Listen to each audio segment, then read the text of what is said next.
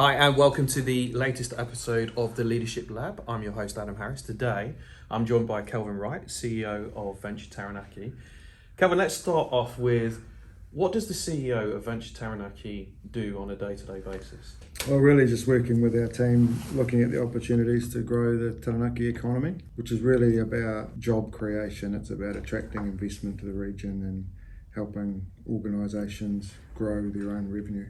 What was it about this role that really kind of excited you when you saw it advertised? It had been good fun working within council coming from the private sector.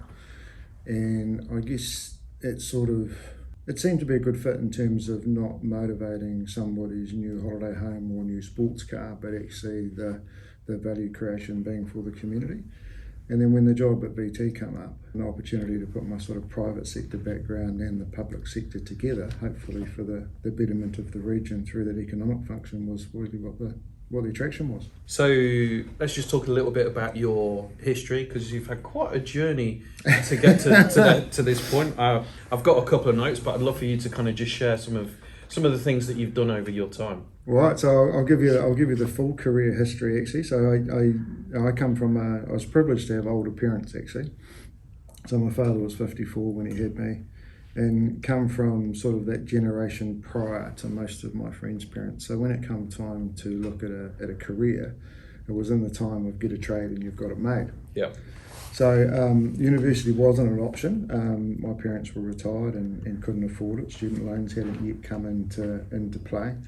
So it was really about getting that trade. Always have something to fall back on. So I started a toolmaking apprenticeship at Fisher & Paykel, which then progressed into a design cadetship with them, doing mechanical engineering, where they helped put us through a diploma in engineering. And then worked for Fisher & Paykel for about 11 years. And then I got distracted by these wonderful flying machines in the air, and I'd gone for a U-fly experience. I sort of learned to fly, sort of the little gimmicky hook that they throw out there to people that might be interested, and I got well and truly hooked. So 6 weeks later I had my private pilot's licence. Wow. About 2 months after that I had my commercial licence. About a month after that I had my instructor's rating, and then started doing some part-time flying, filling in for pilots in the weekends, doing commercial sort of tourist flights and forestry observation and photography and meat bombing or parachutists. And then the opportunity came up to have a full-time job flying, so I set up my own design consultancy doing mechanical engineering, and did that 2 days a week and went flying for the other 5. Wow. So let's just pick up on a couple of things there. So Fisher & Paykel for 11 years. From a leadership perspective, what was the one or two things that you really learned that kind of set you up for your career at that point? Early on, I think it was about finding a couple of people that could be your mentors. So we had a really good GM at Fisher & Paykel in Dunedin, who I've stayed connected with right through my career actually, and in fact he was the first person I called when the council job came up. So he was the deputy mayor of the Dunedin City Council at the time, so he'd gone through his career and then ended up in the public service as well. So Chris was exceptional at staying connected to staff at all levels, being approachable, and also at that time Gary Paykel was still involved with the business, and he was also very good at keeping things real. So I remember early on in the piece when I first started working with Fisher & Paykel, Gary Paykel had a love of cars. Yeah. And as a whole lot of young people, cars were our lives. And I remember at the time I had a 1966 XP Falcon that I'd just done up. And when Gary came down to Dunedin to visit the factory, he would often get people that had an old car restored to go and pick them up rather than get a taxi. Yeah. And often he would stop, buy them a coffee and have a chat on the way, and then come to the factory. And that was sort of a little bit of a privilege that you got to do. But it was also, I guess, in hindsight now, a really good way for him to stay connected to the people at the ground level. How have you taken that through your career then, in your words, keeping it real and just making sure that you keep in touch with people? Well, I think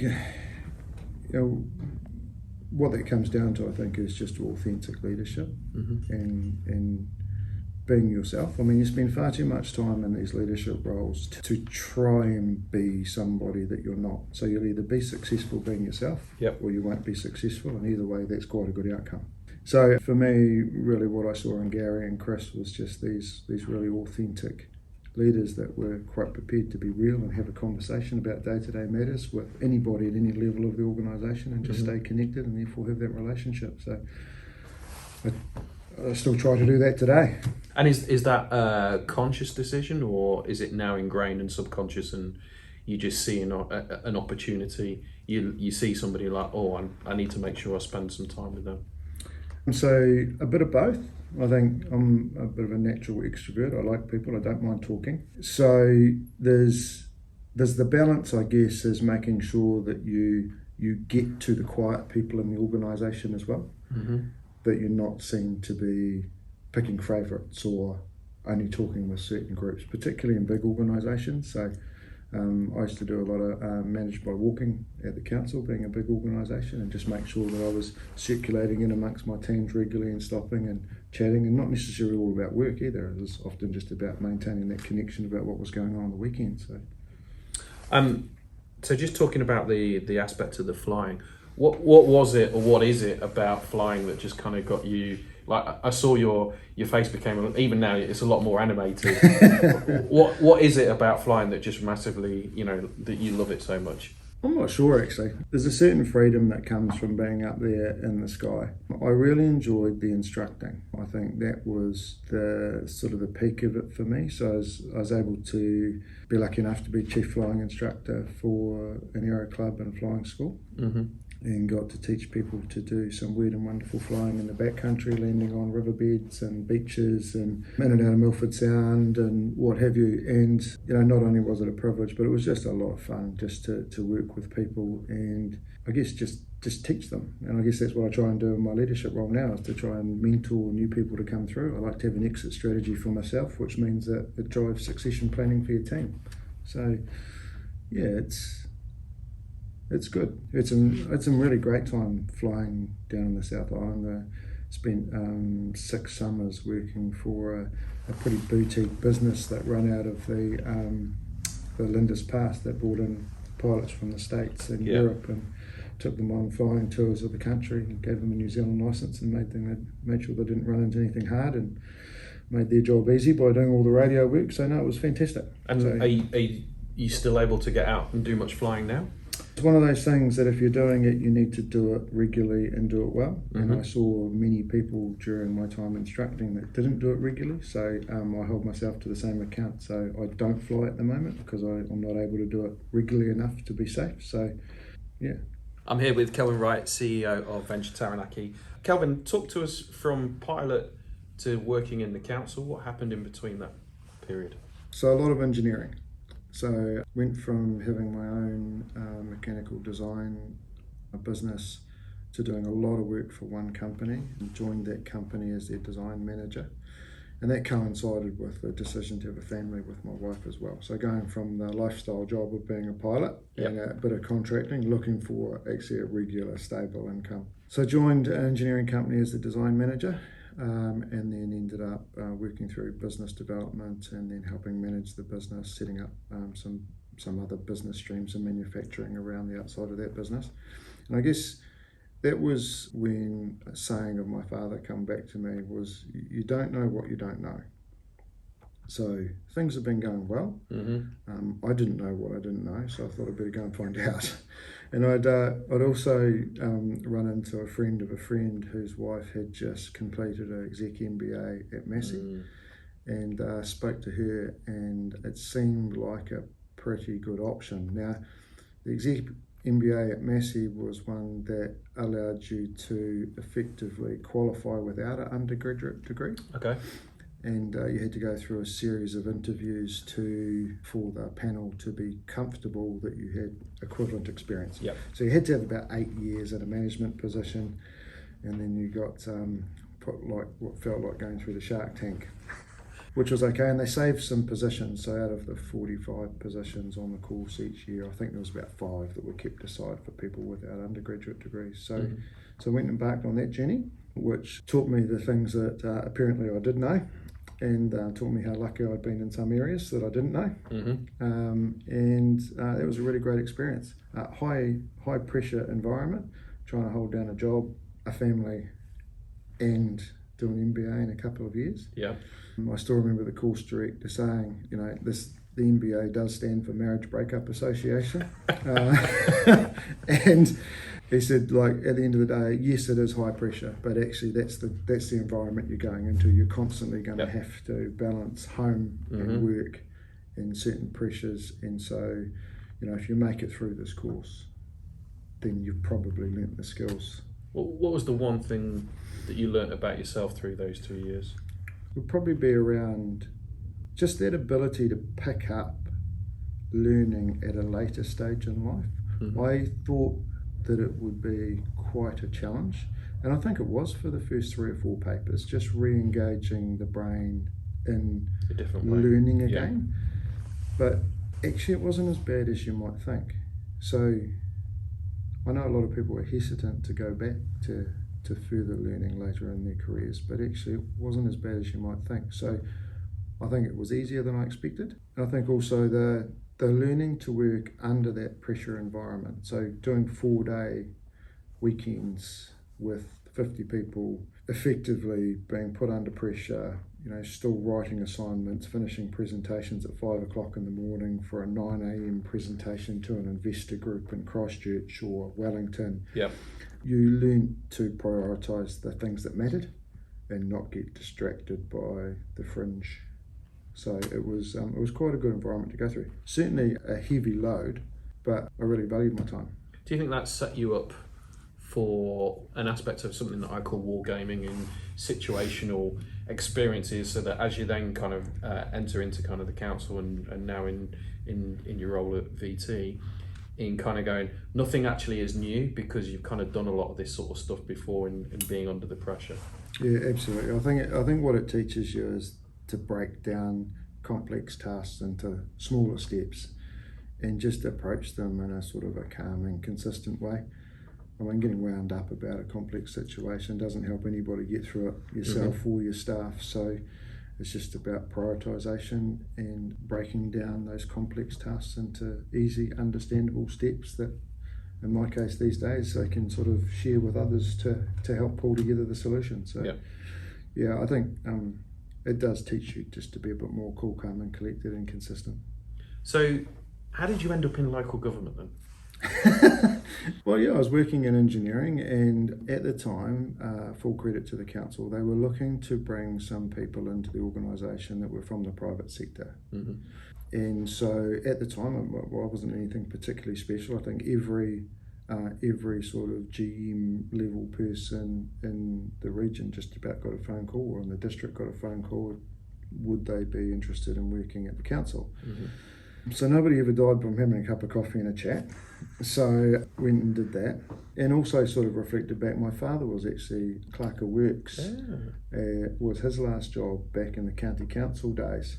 So he was effectively the David Langford of the Silver Peaks County Council, which was quite interesting as a sideline. But so I went and had a chat, and the discussion from the recruiter was that council wanted some commercial acumen, some private sector experience to help them with the execution and delivery of their program.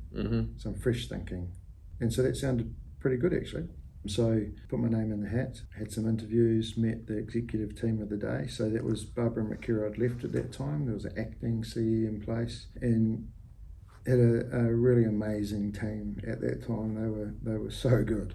And I remember saying to them at the time, like, do you want to just hold off on the appointment until you get your chief executive, because the relationship between the CEO and the COO, which was my role at the time, was quite critical. And they were like, no, let's go. We want to get things started. So so I joined the council as chief operating officer, which was at the time responsible for something like 90-something% of the budget and sort of 80% of the staff, and away we went. Obviously had an engineering background, and so the infrastructure side wasn't an unfamiliar space. but certainly the galleries and museums and libraries were something I had to learn a little bit about. But was blessed with a team that I was leading that were also very, very competent.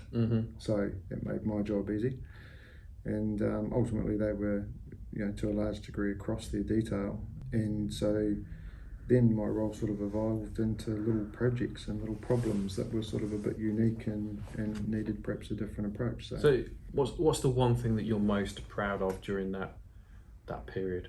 Well, there's probably a couple of bits and pieces. I mean, one I think that I'm pretty proud of is actually seeing David progress through and get appointed as Chief Executive of Wanganui.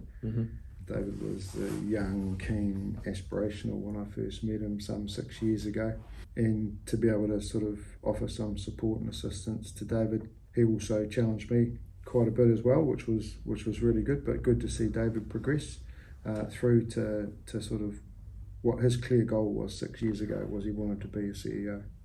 So that's fantastic. The establishment of the New Plymouth Partners program was an interesting challenge, and I guess the work we've done in that COVID recovery space, working across the 4 councils and connecting with Ngāi Taranaki, pretty proud of that as well. So let's just pick up on the COVID-19 response. I'd love for you to just kind of share some of the things that you had to deal with during that period. Massive uncertainty, completely left field, no planning in the world. What were some of the things that you were having to deal with during that period? So firstly, you sort of had to try and bring the region together. So there was a mandate, if you like, come down from Wellington that there was going to be some funding and support available for the regions, but need to be regionally led and centrally enabled. And so it was about trying to get the priorities for the region together, basically come up with a recovery plan. Yeah. So we needed to work right across the spectrum of sort of the economy, the social side, the wellbeing side. We needed to have a close relationship with Ngāi Taranaki and the councils. And the idea is that they would pull together these regional leadership groups that would ultimately sort of approve the priorities for the region, and then in theory put that plan through to Wellington and garner some support. So it was a good theory. It didn't probably work out that way, because regional prioritisation is a complex matter when you've got 4 different councils and a whole lot of different communities trying to look at what the priorities are. And probably Ngāi Taranaki cracked it before the rest of the region with their recovery canvas in terms of being able to elevate up and really crystallise out 6 or 7 key points that were at a strategic level. And then as a result, we agreed for the region to adopt the Ngāi Taranaki recovery canvas as an appropriate plan for everybody. It was great. Great recognition of an amazing piece of work that they pulled together, which I think was probably the first time that the AD we have come together and worked in such a collaborative way. Well, and that's the word that comes to mind, full collaboration amongst lots of different stakeholders. Yeah. I'm here with Kelvin Wright, CEO of Venture Taranaki. Kelvin, let's just talk about, you mentioned before about mentors. You mentioned Chris from your early career. What is it for you that mentors have given you over your life? I think when you're unsure and you're sitting on the fence over whether to take one path or another, it's that sounding board to test your own thinking. Now often, certainly my ones, they haven't told me what to do. It's not been a play card, and often all it's been is a lot of questions that have just taken me to a place where I've been more comfortable with my decision. So I think it's really important, actually. It's something that we often talk about a little bit at VT, which is for small business owners to have somebody that's outside of their business that can just pull them out of the business and help them hover and look down at it, I think is incredibly important. So whether that's developing their own techniques and skills around that, or just actually not being in that lonely position and having somebody to talk to. So it's something I think people should consider more, is actually having somebody on their shoulder, whether it be business mentors, whether it be someone that they just trust But locally. it kind of goes back to what you were saying before about you don't know what you don't know. And I think often we're so blinkered because we're in it that actually having somebody that can give us that helicopter view is really key. Is there somebody that you've got that you're working with at the moment, or are you still relying on the people that have been strong to you over those years? So I tend to have a network of people, I suppose, that I refer to depending on the topic. So I've got a lifelong friend of mine down in Dunedin who was a colleague and a manager at Fisher and Paykel under Chris, which I still talk to a wee bit more philosophically. Yep. Because he's quite good in that space. But I've also got various people from an investment background or property background or strategy background that I call on when needed. So I think over your career you find these people that you develop relationships with and trust that can actually add some value to your thinking, and you just develop these enduring friendships with them, and then you can call on them when you need to. How would the people that work for you, how would they describe you as a leader? Well, you have to ask them. Hopefully what they would be saying is approachable. I always try to make myself available for staff at any level to come and have a chat, and that's not about them jumping their manager, it's just about being available. Often I'll refer them back depending on what the corridor is around. I work hard on being consistent in sort of your presentation to staff, because I think that's something that they're often quite sensitive to, is trying to be cool, calm and collected most of the time, despite the fact internally you might be in a bit of turmoil. So I think that's something that can provide an anchor for staff, and hopefully one that's got the balance of strength and warmth right, which is to me the essence of leadership. Having enough empathy and enough warmth to be approachable, but when you need to, be confident to make decisions and move forward. Are there any particular thought leaders, authors, TED Talks that have stuck with you over your career that you kind of go back to? No, not one in particular. I try to be open-minded to anybody's perspective on leadership or any subject really. Like to think I can put myself in a position of neutrality and sort of try and understand everybody's position before then going forward with my own. Quite happy to let everybody else to a round of the table first and then kind of come in at the end. And is that something that you've had since you were young, or have you seen that develop and grow through the years? Oh, definitely develop and grow. I was just as marginal as an early leader as many other people when you're sort of struggling with that whole sort of career change of, being proud of being a leader, probably not being respectful enough of the power that came with. But I think as you work through your career, you learn the responsibility of leadership and learn to apply that more appropriately. And I'm talking here, that's up 30 years old. Yeah. When you're still figuring out probably life for yourself. In fact, you're probably still figuring out who you are yourself, to be fair.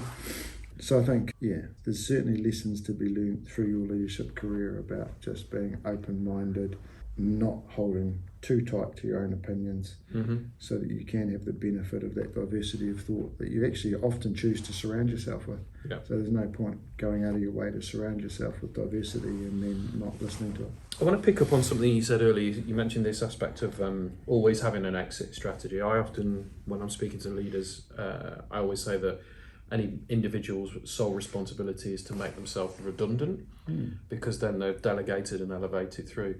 That concept for you around exit strategy, where's that kind of come from? Well, it's probably rooted in the same place. Like, if you always plan to have another job, you may not know what it's going to be. I think it helps drive some thinking around good organisational sort of maturity and stability and sustainability and succession planning. So you're always looking to, right, who can I coach and mentor to lift up? Yep. Who then needs to replace them? And identifying that talent early and then bringing them through. Now, you might be there for 10 years, you might be there for 5, but I think it's that acknowledgement that at some point you're probably not going to be there. And when that happens, what have you contributed to making that transition seamless and who have you been able to help up in their career along the way. And leaving it in a better place than when you came. Absolutely. Yeah. So let's move on to the aspect of kind of self-leadership, because some people will be watching this and thinking, Kelvin, you're a shadow of your former self. Your health and fitness has really come to the front of your mind, and it's clear to see it in the last couple of months. I'd love for you to kind of share how that kind of came about and the overall picture as to what it is that you're looking to achieve for yourself and why. Yeah, sure. So about probably 7 or 8 years ago, I'd had a number of pretty heavy jobs in some challenging organisations and probably worked too hard, socialised too much, and I was massive. I was just a tad under 130 kilos. I was a big boy. And having had previously a really active lifestyle of getting out walking, hunting, fishing, all sorts of various outdoor activities, I clearly knew that something wasn't right, but at the time my working environment didn't really allow me to have the time to put into myself. Mm-hmm. And so we moved back to Taranaki, had to register with a new doctor, and it was out at Waitara. And it was a pretty life-changing moment when the old doctor says, right, we've got your latest blood test through. Actually, your cholesterol's high, kind of a few of these other markers are probably, they're not in the red, but they're definitely in the orange. And for someone of your age, you shouldn't be your weight. Yep. And if you don't sort it out, you're likely to be a statistic. Now, that's pretty sobering. And but I really value the doctor of the day because he was just pretty direct. Mm-hmm. And said, so actually it's up to you to make a choice what you're going to do. It was then that I sort of dusted off the old mountain bike, went to pull out a pair of old bike shorts that I'd had from years ago. They didn't fit. Dropped on the rugby shorts and the t-shirt and thought, right, off we go, and headed off up the hill out at Nudanui. Didn't make it to the top of the hill. Sort of quite disgusted with myself, back down, and it was kind of that moment of realisation that you're not Superman, you need to look after yourself. Mm-hmm. So I started cycling, met a group of people locally here, the Joe's Garage biking group, which basically found my tribe. This eclectic group of people that come together for a love of cycling and kind of supporting each other, often with beer and food involved. And look, a couple of them took me under their wing and sort of helped me understand what cycling was about and how to do it without hurting myself. And quickly sort of, I wouldn't say fell in love with it, but connected with cycling. And they really looked after me. So over the subsequent few years, lost about 17 kilos and then kept that off. Have been biking somewhere between sort of 7, 8, 9,000 kilometres a year, helping organise charity rides, participating in charity rides, raising money for Life Education Trust, and more recently the East End Surf Club. So a few things with that was obviously, it was great to be back in shape again. Yeah. It was great to be fit. But I was still a big guy, so fit and big, and all the dials come back into the green from the health perspective, but still a big guy. So I've been plodding along as this recreational biking guy for a while. It's been really useful. Useful in the career, helps you be more present, more sort of alive, more sort of in the moment with your people and with your organisation. And then got approached recently from a local guy, Mark Turner, who runs World Multisport, about going on a podcast. Yeah. So I did a podcast and told this exact same story. And then we got talking, and he had this dream of firstly Taranaki becoming a home of multisport, but then also trying to, if you like, make it easier for people to do endurance sport and not get the right start. Yeah. So many people start without getting the right seat, the right bike, the right size, the right gear, and all of a sudden, and then they go too hard, and because they don't know what they don't know. Because they don't know what they don't know. Yep. They get sore, they get uncomfortable, And they stop. and then they stop. And so then all those benefits go away. So Mark's about to produce a documentary following 4 Taranaki personalities through sort of 6 to 9 months of coaching, professional coaching towards an aspirational event at the end, and tracking that journey. So I'm 8 weeks into that. 8 weeks in, 8 kilos down, and I don't think I've been fitter since my early 20s. So just really excited about the journey. There have been some massive learnings on the way through the last 8 weeks for both me and my cycling tribe, I think, in terms of what I thought was getting fit and how to get fit the fastest was certainly not right. One or two things that you could share? Yeah, absolutely. I think we all go too hard, and I think as blokes, egos and competitiveness gets in the way of actually the most effective way to get fit. So, for me, when I first started biking, Blair Cox here locally helped me out one day. I'd been riding with these guys. I was proud of myself for keeping up, but I was pretty much writing myself off every ride, keeping up with this group of buddies. And he pulled me aside one day and basically said, look, they're getting fitter at a faster rate than you because you're spending more time in recovery. You need to go away and ride by yourself for a few weeks. And if you ride like this, so slow down, you'll then be able to go faster. And of course, none of that really makes particularly good sense unless you understand the science behind it. And that's been reinforced again just recently with my work with Mark. So when I first started training, the first 3 weeks, I remember getting on the phone to him saying, are you sure you got this right? I can bike faster than this, I can bike further than this, and bike longer than this. And, with all of Mark's wisdom and sort of calmness, I just... Tortoise in the hair. Just give me another few weeks and you'll start to see. That actually all come true. So within sort of 8 weeks, I'd gained more fitness than I'd ever had before. So to give you an example, from Christmas time through to March, we're doing a charity ride to raise money for the East End Surf Club. Buy a new IRB, honour a fallen friend of ours that got killed in a motor accident. And I spent 3 months training, thrashed myself doing sort of 300k a week. I was tired and grumpy and sore for 3 months, but got there. And did the charity ride, enjoyed it. It was great fun. In the last 8 weeks, so 2 months, gained 80% more fitness doing 2/3 of the kilometres by doing it properly. So there's definitely something to be said for sports science.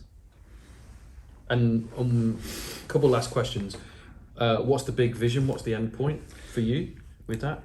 Right, so we've set some pretty aspirational goals. So Tapoi Taranaki is the new version of the Round the Mountain cycle race. There's a new version of it called the Pinnacle that Mark's quite proud of creating the toughest cycle event in New Zealand. So it's 233 kilometres over Pukeiti, down to the coast, around to Upanaki, up Dawson Falls, up Stratford Mountain House, up North Egmont, and then back into town. So it's 233. I'm exhausted just hearing that. Yeah, so it will be probably the toughest cycle event in the country. So that's my challenge is to do that. And then a couple of weeks later, I've wanted to do entertain the idea of doing Tour Aotearoa, which is self-supported biking from North Cape to Bluff. So hoping to do that starting early March and then roll into Bluff for a beer and some oysters on my 50th.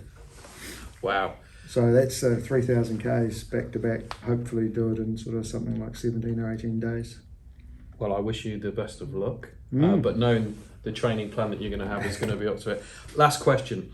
If there was a book about your life to this point, what would it be called and why?